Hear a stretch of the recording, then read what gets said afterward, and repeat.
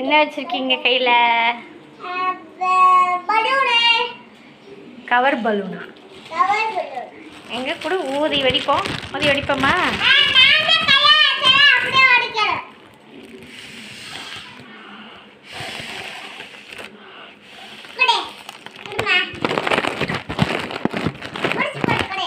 எங்க வெடிப்போம். இரு, உன் மேலே வெடிக்கும்.